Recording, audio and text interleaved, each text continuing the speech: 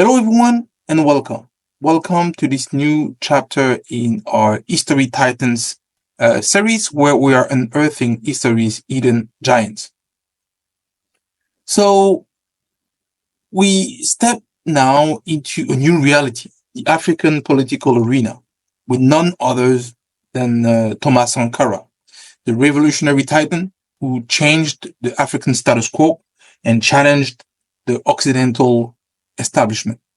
In this new approach, as I was saying, starting with Thomas Sankara, we'll look into the lives of those who dare to risk everything, including their lives, actually, to improve the country and change the Occidental status quo. Now, once again, we step into the shadows of our past where brilliance lies obscured by time. Today, we resurrect the legacy of those who shaped our world but vanished from our collective memory. From the laboratories of unsung scientists to the dusty tomes of overlooked scholars and politicians, now will traverse continents and centuries to unveil the extraordinary lives that history forgot. Let's move into a big way into the political African arena and address a vibrant and emotional portrait of Thomas Sankara, who was more actually than a soldier or a president. He was a poet, a musician, a teacher, and a revolutionary dreamer. Charismatic yet humble, he rode a bike to work, banned luxury cars for officials, and refused air conditioning in his office, saying, "I'm no better than my people." He played guitar, wrote poetry about love and justice, and quoted Che Guevara and African proverbs with equal ease. He was a man of radical integrity. He wore cotton woven in Burkina Faso, donated his presidential salary to orphans, and turned state banquets into simple meals of rice and vegetables. Yet beneath his quiet smile burned an unyielding fire, a belief that Africa could dare to invent the future. His assassination at 37 silenced a voice that still whispers to the oppressed, "You are enough. Fight." Now, follow me as we delve into the past of African political drama and elevate a vibrant homage to the unique life of Thomas Sankara.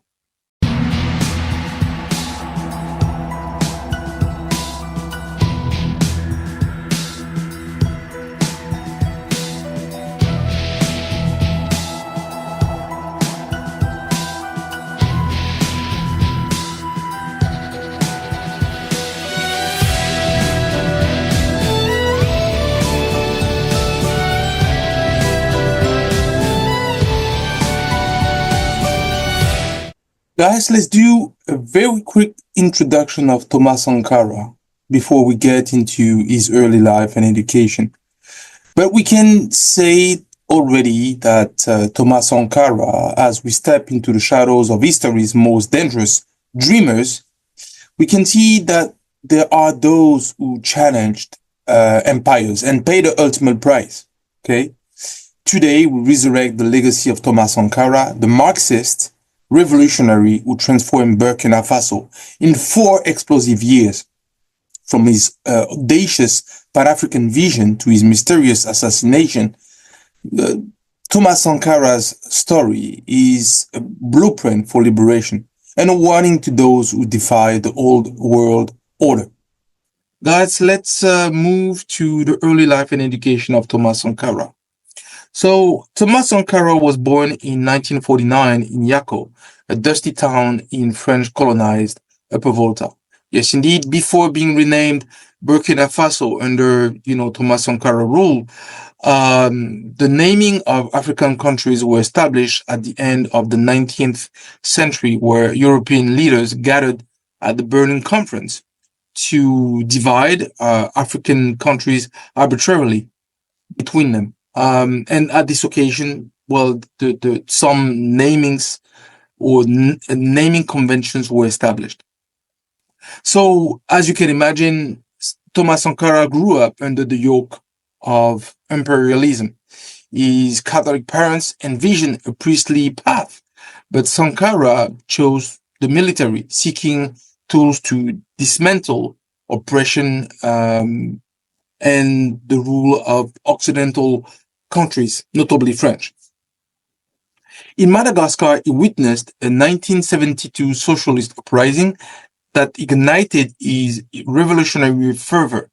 By 1983, as a 33-year-old captain, he seized power in the popular coup and military one, declaring, "We must dare to invent the future." And you know who was sitting beside him? Blaise Compaoré. And Blaise Compaoré will come to him, in a few minutes. So what were his revolutionary vision and achievements? Thomas Sankara's presidency from 1983 to 1987 became a lightning rod for radical change. First of all, he renamed the nation Burkina Faso. It was named, as I said, before it was named Upper Volta, and then now renamed into Burkina Faso, the land of upright people, shedding its colonial identity. Then he also vaccinated 2.5 million children against deadly diseases in a couple of weeks. It was a tremendous achievement. Then he eradicated famine through agrarian reforms, making Burkina Faso food self-sufficient. He planted 10 million trees to combat desertification, which was actually growing because Burkina Faso was close to a desert. He empowered women, banning forced marriages and appointing female ministers, a first in Africa. His mantra was, "He who feeds you controls you." Sankara rejected foreign aid, slashed government salaries, and drove a very simple car, a Renault 5, to avoid elitism. So you will see what is a Renault 5, on the image. It's a French car, so it's very old and it's not really, luxury car, so to speak. So here he was, a simple man, a simple but a visionary man, a man of my heart. Now, guys, let's look into the French shadow and assassination of Thomas Sankara. Well, France couldn't let it go. 4 years of Thomas Sankara's, innovative approach to changing fundamentally, Upper Volta, changing the name to Burkina Faso, changing fundamentally the way that the country was organized. It was enough after 4 years. So in such a case, Thomas Sankara's defiance drew imperial wrath from France. Burkina Faso's former colonizer viewed his anti-neocolonial rhetoric as a threat. On October 15, 1987, Thomas Sankara was assassinated by a team of assassins that was, organized by his former friend and brother in arms, Blaise Compaoré. Blaise Compaoré was a former ally and someone that was actually supporting and led the military coup that led Thomas Sankara to seize power in Burkina Faso. And Blaise Compaoré organized the assassination of Thomas Sankara because he was receiving French backing. Strikingly, a week after the assassination, Blaise Compaoré was invited in France to legitimize his regime. So Blaise Compaoré ruled for 27 years, from 1987 to 2014, where he was kicked out from Burkina Faso.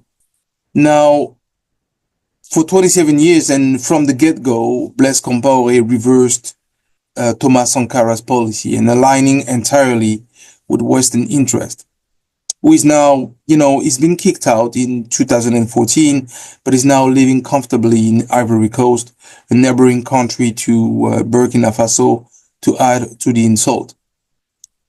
Now, can we say that Thomas Sankara was the only target who was allegedly, targeted and assassinated by the system called La France-Afrique? Let's recount the exploit of this great nation of French Republic, the country where human rights were born. So first of all, we can mention Sylvanus Olympio in Togo, 1963. He was the president of Togo. The circumstances were clear. He was assassinated during a military coup. Multiple sources and historians allege French intelligence involvement, as Olympio sought to break economic ties with France and establish an independent currency, similarly to Muammar Gaddafi, as an example. So as we were mentioning, Thomas Sankara in 1987, who was an anti-imperialist, anti-French policies and rhetoric, made him a target. He was assassinated, as I was saying, by Blaise Compaoré, assassination attempt to his house. And quickly, France welcomed Blaise Compaoré, as you could see with all the image, that he was naturally supported by all the president, by all the president of France for certain time, for 27 years, from Jacques Chirac, President Nicolas Sarkozy, and also François Hollande. Now, François Tombal Baye in Chad, 1975, president of Chad, he was killed in a coup. Tombal Baye had tense relations with France, and his assassination is often cited amongst those where French interests were threatened. Ruben Nyobe in Cameroon. Well, I'm originally from Cameroon. So in 1958, his position was anti-colonialist, founder of the Unions of the Peoples of Cameroon. He was killed by the French army for leading the independence movement against colonial rule.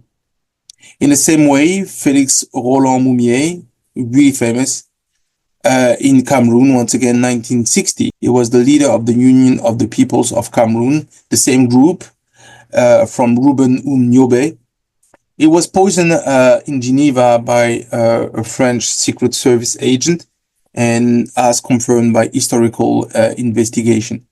Patrice Lumumba, Congo, 1961.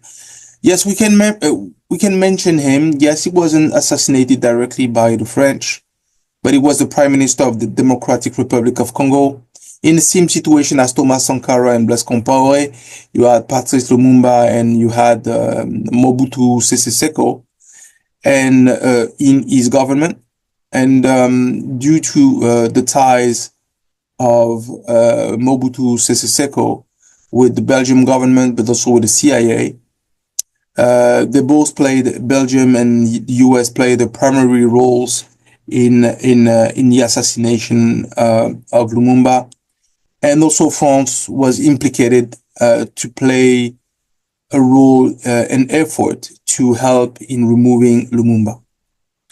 We can also mention in Algeria, 1957, Labi Ben Midi and Labi Tbessi, sorry about the pronunciation if I'm not saying the name right, but they were the leaders of the Algerian FLN, the National Liberation Front, and they were both assassinated by French army officers during the Algerian War of Independence as part of the broader campaign of targeted killings and clandestine operation by French intelligence, and also torture. French is really known to be the best torturers, and they even provided lessons to the CIA and other countries how to refine their skills in torture. Mariam Ngouabi, Republic of the French Congo, because the Zaire from Lumumba was secured by Belgium, and the French Congo, where was Mariam Ngouabi.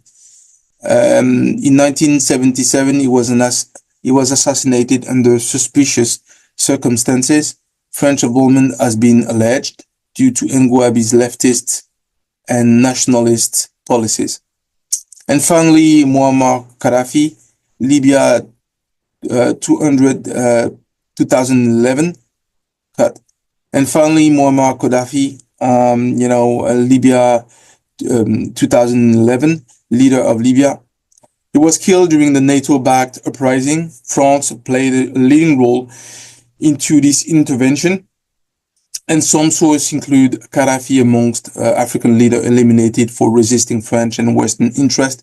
Yes, he wanted to get rid of the influence of the dollar. And at the same time, he was also supporting President Nicolas Sarkozy for his election or re-election. President Sarkozy recently has been, found guilty of corruption, taking the money of Muammar Gaddafi, and was actually sentenced to jail time. Jail time at home, of course. You can't expect these people to go behind bars. So I personally find it rather amusing and cynical to see such a country of the Human Rights Declaration as France has been supposedly involved in so many political assassinations despite the moral values and the grandeur. And I was really providing just a sense of what they were doing in Africa. But in reality, they were doing way worse than that.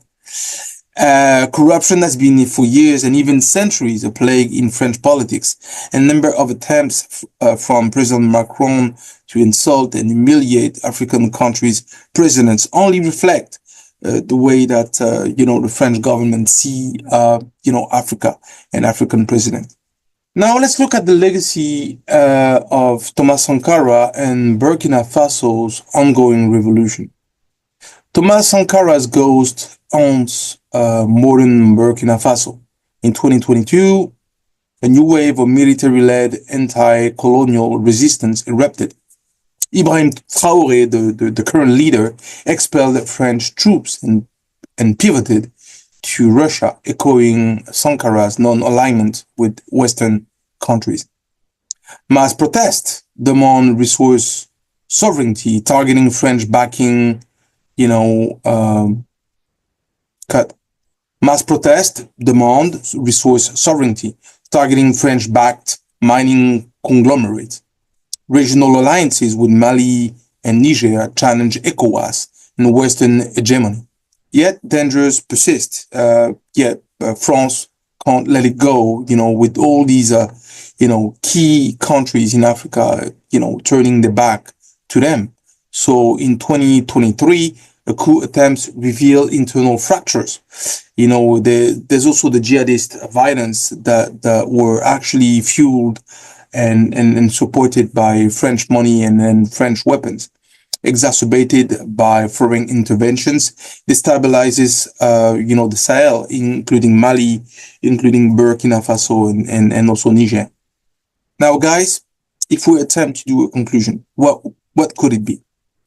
I actually like this image of Thomas Sankara as looking up in the sky, searching for final answers or, anticipated views about what could be happening. But in reality, there's no final answers. Despite what we intend to do, it could be a temporary impact, a short impact, or long-lasting impact on, in our surrounding environment.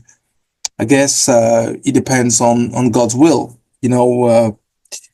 Thomas Sankara had a very short, a period of time at as the head of Burkina Faso. Nonetheless, his impact was long-lasting. Only 4 years, and it changed fundamentally the way that African, revolution or free Africa could be, despite the successful assassination attempt from Blaise Compaoré on Thomas Sankara.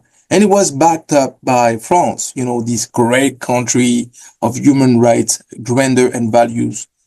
And we could see actually how, Thomas Sankara's life and death actually encapsulate Africa's struggle against neocolonialism. His vision of a continent free from debt, foreign armies, and mental chains fuels today's uprisings. What we see today with Ibrahim Traore approach about Burkina Faso fueled,